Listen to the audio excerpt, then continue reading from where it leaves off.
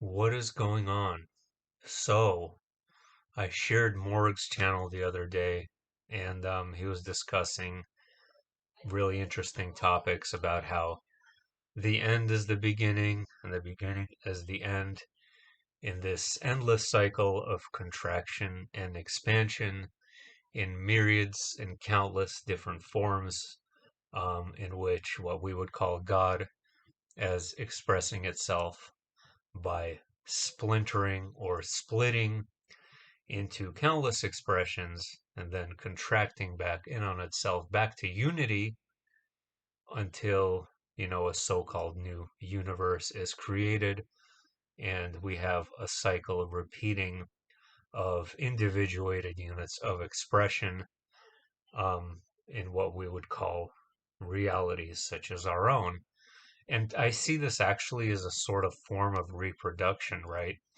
Like it's expressed here, as above, so below, when we see that each of us has trillions of cells.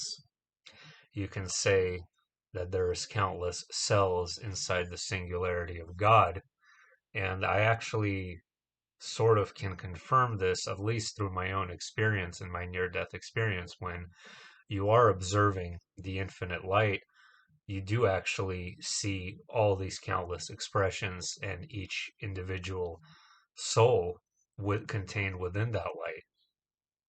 And it is interesting that it is actually sort of a form of reproduction. So is God sort of reproducing itself?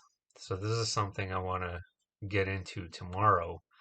And then again, like, is there sort of a lack of satisfaction with remaining in the singularity? And I think this actually ties into the Ouroboros of the duality paradox, where, remember, I made that video about Satan observing the woman being eaten by the lion, but then you have the paradox of what came first, the lion being eaten, or Satan observing the lion eating the woman, or Satan observing the lion eating the woman.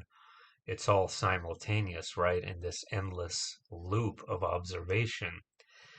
And God seems to actually be, I believe, literally incapable of containing itself within the singularity.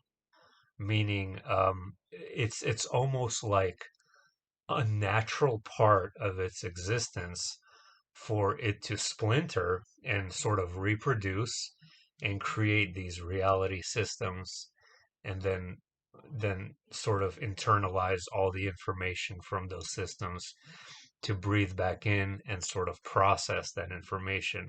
It's literally like breathing, right? It's a natural process that sort of never had a beginning. So it's almost like it must happen, like there's no other option. But then again, there's like the sort of deeper questions of, you know, um, is it really like, can it really not continue living?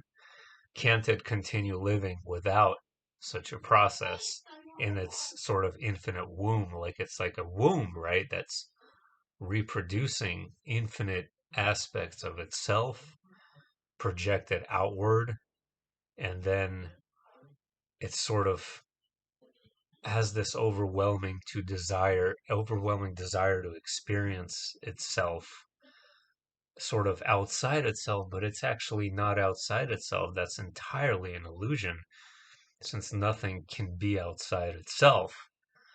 And I had this discussion with a family member the other day, um, basically implying that no, God is separate from man. This is what this person said. God is not with man because man is sinful, and therefore man and God are completely separate. I don't think anything is separate from anything, or anything can possibly be separate from anything, regardless of how it expresses itself in forms of darkness or evil. there is a sort of separation that takes place, of course. Actually, and that was implied in a near-death experience I shared, where some of these reality bubbles that are created have this sort of dark overtone to them, and they are sort of separated from other creations, and ultimately, it's really fascinating to me how it seems like this infinite reproductive creator is capable of reproducing itself in individuated units in a sense, and those units are able to choose between free will. They're able to have a choice. um, I think that is creative potential that is incomprehensible, actually. Just imagine if you were able to reproduce yourself somehow and just split off into myriads of versions of yourself, like sort of clones, right? And then you tell those clones that you have free will to make a choice between going towards the light or going towards the dark, but the choice is yours. However, if I was this infinite reproductive force, wouldn't you want to eventually, at some point, um, come back into yourself, into wholeness and completion without having any fractals or aspects of yourself to be separated or lost? I mean, that would make sense to me. So it's a really interesting game that's being played here. And what it really means, I don't know. It's just so weird to me. I think that is part of the whole dualistic nature of that infinite reality, where there is a sort of unsatisfaction with being contained within that infinite singularity. I guess like loneliness would be the word to use. But then again, how could there be loneliness in perfect love and unity? So there's always some kind of contradiction. There's always some kind of paradox at play because probably both are true. And just the fact that reality exists is just so incredibly weird. I don't really know how to express this. I mean, people don't realize just how weird life is. I mean, it's so bizarre that we exist, that anything exists at all. And a miracle, too. A miracle, but a really strange one at that.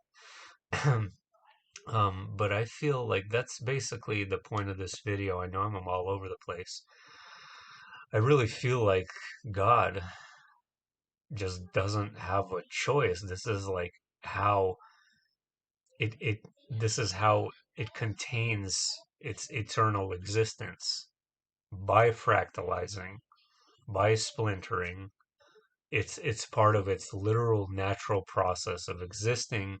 That's what the light must do to continue existing, and that's what it's always done forever, and that's what it always must do in order to sort of regenerate itself. It's like a sort of self-regenerating battery, basically, has a very electrical component to it, and it's a very powerful force.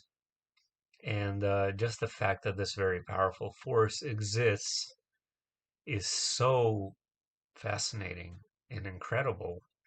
And that's probably what we're going to talk about tomorrow. So, I'll see you then.